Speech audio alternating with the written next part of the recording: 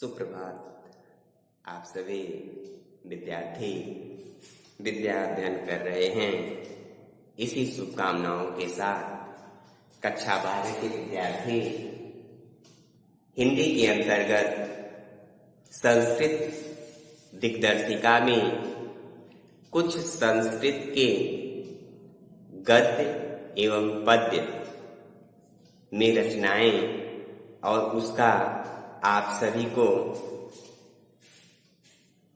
व्याख्या अथवा अर्थ लिखने के लिए दिया जाता है। इसी क्रम में संस्कृत के श्लोकों का भी हिंदी में अनुवाद करने के लिए, उसकी व्याख्या करने के लिए और वह ससंदर्भ सहित व्याख्या करने के लिए दिया जाता है। इसके अंतर्गत संदर्भ व्याख्या कर देने पर आपको अच्छे अंकों की प्राप्ति होती है। और इसमें इसी संस्कृत दिग्दर्शिका में ही पाठ का नाम है सुभाषितानी। सुभाषितानी अभ्यास से प्रत्येक वर्ष कोई न कोई प्रश्न अवश्य पूछे जाते हैं। इन्हीं प्रश्नों की श्रृंखला में ही व्याख्या करने को दिया जाता है। आप सभी जानते हैं संस्कृत बड़ा ही सहज और सरल भाषा है। कहा भी गया है कि संस्कृत भाषा अतीव सरला मधुर मंजुलाश्च, अर्थात संस्कृत भाषा अतीव सरल है, बड़ा सरल है और मधुर है। तो इसकी और इसमें भी और मधुर सुभाषितानी है। उसी सुभाषितानी का अध्ययन हम सभी करेंगे। दिया गया है, सबसे पहले हम कुछ सुभाषितानी आप सभी के सामने प्रस्तुत कर दे रहे हैं। इसके बाद उसकी व्याख्या धीरे धीरे हम आप सभी को बताते जाएंगे और आप बड़ा ही अच्छे ढंग से उसका अध्ययन करना भी आपके लिए आसान हो जाएगा। जैसे है, भाषा सुमुख्या मधुरा दिव्या गिर्वाण भारती, तस्या ही मधुरम काव्यम तस्मादपि सुभाषितम। इसी का दूसरा है, सुखार्थिनः कुतो विद्या कुतो विद्यार्थिनः सुखम, सुखार्थी वा तज्जेत विद्या विद्यार्थी वा तज्जेत सुखम। तीसरा है, जल बिंदु निपातेन क्रमशः पूर्यते घटः, स हेतु सर्व विद्यानां धर्मस्य च धनस्य च। फिर है, काव्य शास्त्र विनोदेन कालो गच्छति धीमतां, व्यसनेन तु मूर्खाणां निद्रया कलहेन वा। फिर है, न चौर्हार्यं न च राजहार्यं न च भ्रातृभाज्यं न च भारकारी, व्यये कृते वर्धते एव नित्यं, विद्या धनं सर्वधनं प्रधानम्, परोक्षे कार्यहन्तारं प्रत्यक्षे प्रियवादिनं, वर्जयेतादृशं मित्रं विषकुम्भं पयोमुखम्, उदेति सविता ताम्र ताम्र एवास्तमेति च, संपत्तौ च विपत्तौ च महतामेक रूपताम्। विद्या विवादाय धनम मादाय शक्ति परेशां परिपिंडनाय, खलश्च साधो विपरीतमेतमाचम दानाय च रक्षणाय। फिर है, सहसा विदधि क्रिया विवेकम परम पदां पदम, विनोते ही विस्मर्शकर्णी गुणलुब्धा स्वयमेव संपद। अब देखिए, इसी तरह से एक और है, वज्रादपि कठोराणि मृदूनि कुष्मादपि लोकोत्राणाम चेताशी को नु विज्ञत महर्षि।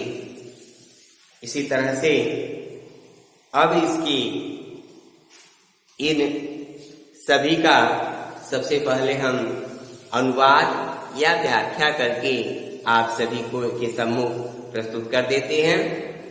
पहला वाला था कि जैसे भाषासु मुख्या मधुरा दिव्या गिर्वाण भारती तस्या ही मधुरम काव्यम तस्मादपि सुभाषितम। इसमें कहा गया है भाषाओं में संस्कृत सबसे प्रधान है। अगर सभी भाषाओं को देखा जाए तो उन सभी भाषाओं में संस्कृत की प्रधानता है। वही कहा गया है कि भाषाओं में संस्कृत सबसे प्रधान है, मुख्य है और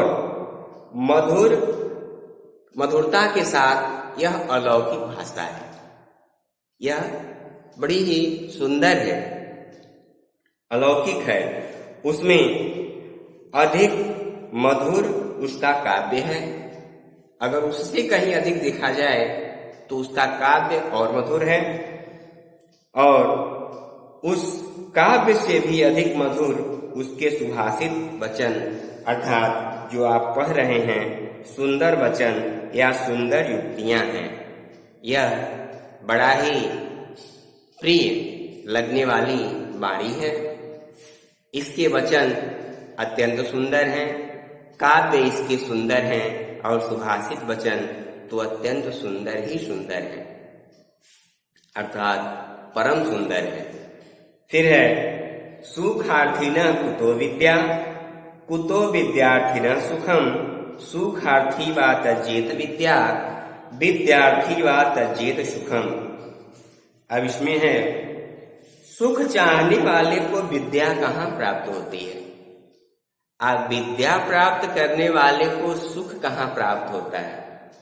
आप सभी विद्यार्थी जब विद्या अध्ययन करते हैं तो सुख की चिंता छोड़ दीजिए।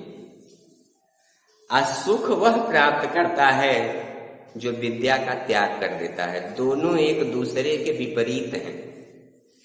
वही लिखा है कि सुख चाहने वाले को विद्या कहाँ और विद्या चाहने वाले को सुख कहाँ। सुखी को विद्या का त्याग कर देना चाहिए। अब विद्या प्राप्त करने वाले अर्थात विद्यार्थी को सुख त्याग कर देना चाहिए। इसी तरह से सुख और विद्या एक दूसरे के समझ लीजिए विरोधी हैं। जो विद्या प्राप्त करने वाला है वह कभी सुखी नहीं हो सकता, और जो सुख चाहने वाला है उसे विद्या नहीं आ सकती। दोनों एक दूसरे के पूरक नहीं बल्कि दोनों एक दूसरे के विरोधी हैं। फिर है जल बिंदु निपातेन क्रमशः पूर्यते घट स हेतु सर्व विद्यानां धर्मस्य च धनस्य च। जल बिंदु निपातेन, जल के एक एक बूंद से घड़ा भर जाता है। जल का एक एक बूंद गिरने से घड़े में पूरा का पूरा घड़ा भर जाता है। तो वही कहा गया है जल की एक बूंद गिरने से, क्रमशः गिरने से, बराबर गिरने से पूरा घड़ा भर जाता है। समस्त विद्याओं और धन के संग्रह करने वाले को भी यही रहस्य जानना चाहिए। जो धन प्राप्त करने वाला है एक एक कौड़ी एक एक रुपया जुटा करके वह पूरा धनवान बन सकता है। जल की एक एक बूंद गिरने से घड़ा भर सकता है। इसी तरह से विद्या प्राप्त करने वाला विद्यार्थी थोड़े थोड़े विद्याओं से विद्वान बन सकता है। यह बड़ा ही सहज और सरल है। थोड़ा ही कीजिए, प्रतिदिन कीजिए। विद्या अध्ययन कर रहे हैं तो विद्या प्राप्त धीरे धीरे होता है, प्रतिदिन होता है, तब जाकर के विद्या सरस्वती स्वयं अपने आप आ जाती है। इसलिए पहले में कहा गया कि सुखार्थी व त्यजेत विद्या, जो सुख चाहने वाला है उसको विद्या नहीं आती है। उसी तरह से है कि जो निरंतर कार्य करने वाला है, निरंतर कर्म करने वाला, वह विद्वान बन जाएगा। निरंतर धन कमाने वाला एक दिन पूंजीपति बन जाएगा। इसमें कोई दोष भी नहीं है। फिर है काव्य शास्त्र विनोदेन कालो गच्छति धीमताम व्यसनेन तु मूर्खाणाम निद्रया कलहेन वा। अब कहते हैं, कहा गया है कि काव्य शास्त्र विनोदेन, काव्य शास्त्र का ज्ञान लेना और उसमें विनोद करना, उसमें आनंद की प्राप्ति करना, यह बुद्धिमानों का समय इसी में बीत जाता है। अगर बुद्धिमानों का समय बीतता है तो काव्य शास्त्र के अध्ययन में बीतता है, अच्छे अच्छे पुस्तकों के अध्ययन में बीत जाता है, समय का पता ही नहीं चलता। तो काव्य शास्त्र विनोदेन कालो गच्छति धीमताम, उसी में उसका समय व्यतीत हो जाता है, उसी में उसका समय चला जाता है। विद्वानों का समय काव्य शास्त्र के अध्ययन में, उसकी चर्चा में, उसके विनोद में, आनंद में बीतता है। और मूर्खों का समय नीचे लिखा हुआ है व्यसनेन च मूर्खाणाम, और मूर्ख का समय किसमें बीतता है? व्यसनेन च मूर्खाणाम निद्रया कलहेन वा। या तो मूर्ख का समय या तो सोने में बीतता है, सो करके गुजार देता है, बिता देता है, या नींद में बिता देता है, या दूसरे से कलह करके, झगड़ा करके पूरा अपना समय व्यतीत कर देता है, बिता देता है। उसके समय बिताने का तरीका अलग है। तो सबके समय बिताने का तरीका अलग अलग होता है। फिर लिखा है कि विद्या धन एक ऐसा धन है कि उसके समान इस संसार में कोई धन है ही नहीं। विद्या से धन कमाया जा सकता है, लेकिन धन से विद्या नहीं।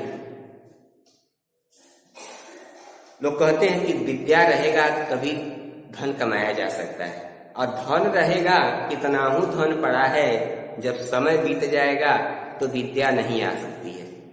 तो वही कहा गया है कि न चौरहार्यम न च राज्यहार्यम न भ्रातृभाज्यम न च भारकारी व्यये कृते वर्धते एव नित्यम विद्या धनम सर्वधनम प्रधानम। अब कहा गया है न चौरहार्यम, चोर विद्या को चुरा नहीं सकता। विद्या धन ही ऐसा धन है कि इस धन को चोर स्वयं चुरा नहीं सकता। अरे मस्तिष्क नहीं कोई चुराएगा। तो वही है न चौरहार्यम न च राज्यहार्यम, और राजा इसका हरण नहीं कर सकता।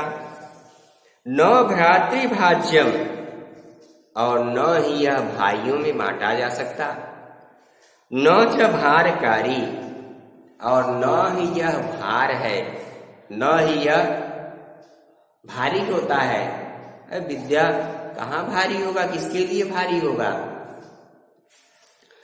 व्यये कृते वर्धते यो नित्यम, इसका जितना व्यय किया जाए, जितना इसको खर्च किया जाए, और अन्य वस्तु है, धन है, संपत्ति है, तो जितना खर्च किया जाएगा उतना ही खर्च होगा। लेकिन यह धन जितना बांटा जाएगा, जितना खर्च किया जाएगा, यह उतना ही बढ़ेगा, कभी घटने वाला नहीं है। तो यही कहा गया है कि न चोर हार्यम, न चोर चुरा सकता है, न च राजहार्यम, और न ही राजा इसका हरण कर सकता है, न ही राजा इसे छीन सकता है। न भ्रातृभाज्यम, और न ही अन्य भाइयों में बांटा जा सकता है। भाई कई रहते हैं तो धन संपत्ति का बंटवारा हो जाता है, लेकिन विद्या का बंटवारा कभी नहीं होता। न च भ्रातृभाज्यम, न च भारकारी, और न ही यह भार होता है। व्यय कृते वर्धते एव नित्यम, जितना इसका व्यय किया जाएगा, इस धन का जितना व्यय किया जाएगा। विद्या धनम सर्वधनम प्रधानम, इसीलिए कहा गया है कि विद्या धन सभी धनों में प्रधान है। सभी धनों में यह धन है। फिर कहा गया है कि परोक्षे कार्य हंतारम प्रत्यक्षे प्रियवादिनम वर्जयेतादृशम मित्रम विश्वकुंभम पयोमुखम।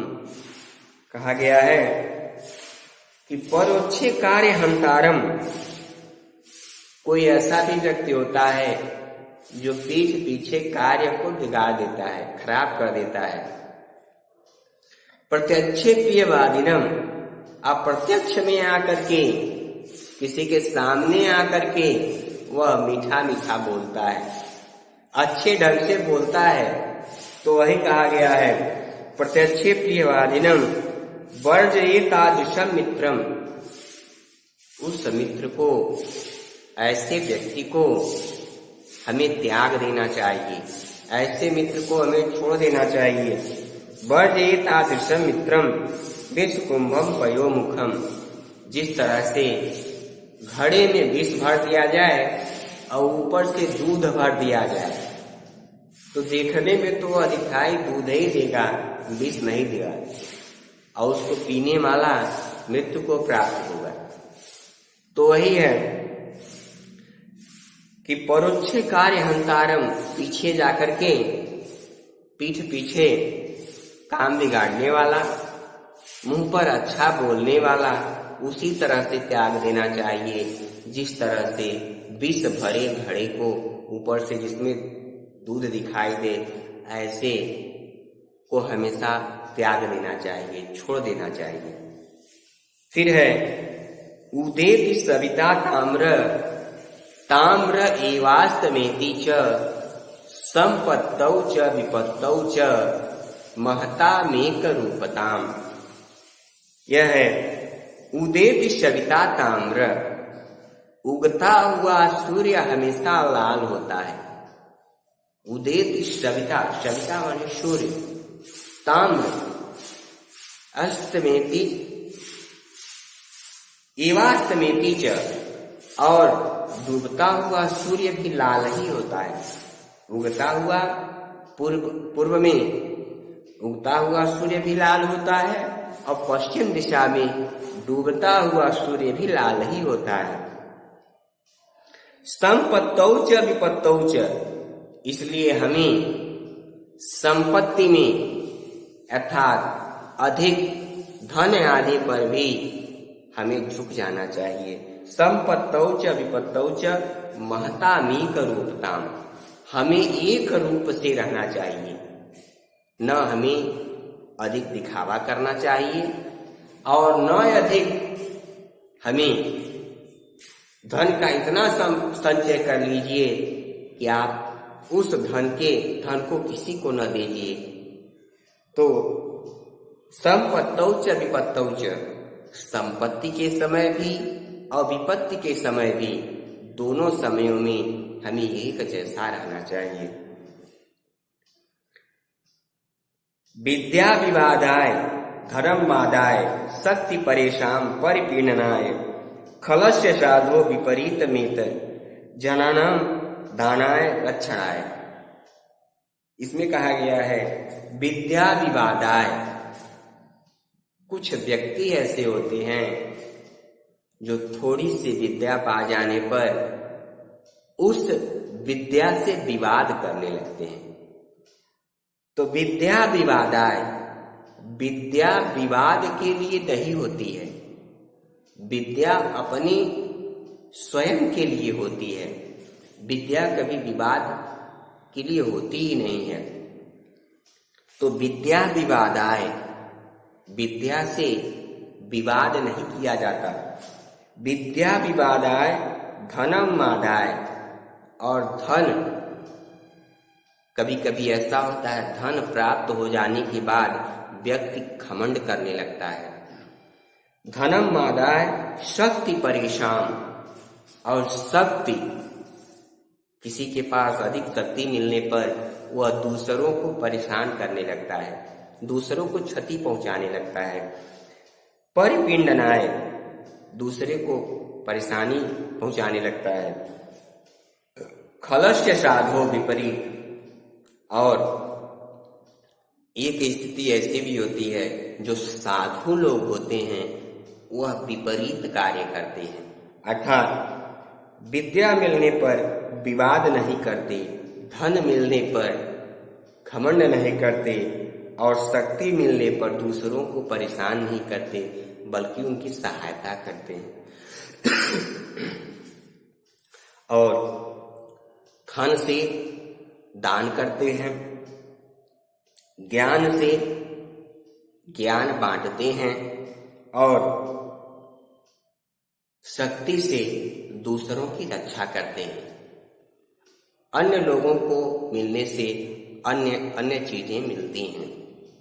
फिर है सहसा विदधित न क्रिया विवेक परम पदाम पदम वेणुते ही दृश्य गुण दुग्धा स्वयमेव संपदा। इसमें कहा गया है सहसा विदधित न क्रिया, अचानक किसी कार्य को नहीं कर देना चाहिए। अचानक किसी सहसा बिना विचारे कोई कार्य नहीं करना चाहिए। और क्योंकि विचारहीनता भयंकर आपत्तियों का घर होती है। बिना विचारे बिना सोचे कोई कार्य नहीं कर देना चाहिए, अपने आप किसी कार्य को नहीं कर देना चाहिए। वह इतना भयंकर होता है जो व्यक्ति को खूब सोच विचार कर कार्य करता है, उसके गुण पर रीझी हुई लक्ष्मी, एकदम प्रसन्न होकर के लक्ष्मी स्वयं उसके घर में आती है, स्वयं उसकी रक्षा करने के लिए स्वयं उसके घर में आती हैं। यह सत्य है, परम सत्य है। फिर है वज्रादपि कठोराणि मृदूनि कुसुमादपि लोकोत्राणाम चेतासी को न विद्युत मुहूर्ते। इसमें कहा गया है कि साधारण पुरुषों अर्थात महापुरुषों का वज्र से भी अधिक कठोर और पुष्प से भी अधिक कोमल हृदय को और भला कौन जान सकता है। उसका हृदय कोमल और कठोर दोनों होता है। जो असाधारण मनुष्य होता है वह कठोर और मृदुल दोनों होता है। वही कहा गया है कि असाधारण पुरुषों वज्रादपि कठोराणी, वज्र के समान जिसका हृदय होता है, और मृदूनि कुसुमादपि, और फूल के समान, कुसुम माने फूल, फूल के समान ही उसका हृदय होता है। लोकोत्राणाम, इस संसार में कौन जान सकता है, उसके हृदय को कौन जान सकता है। विज्ञत मूर्ति, वह स्वयं अपने आप में एक ऐसा पुरुष होता है जिसका हृदय कठोर और कोमल दोनों होता है। आप सभी विद्या अध्ययन करते रहें, उच्च अंकों से उच्च श्रेणी में आप उत्तीर्ण हों। इन्हीं शुभकामनाओं के साथ आप सभी विद्या अध्ययन करते रहें। धन्यवाद।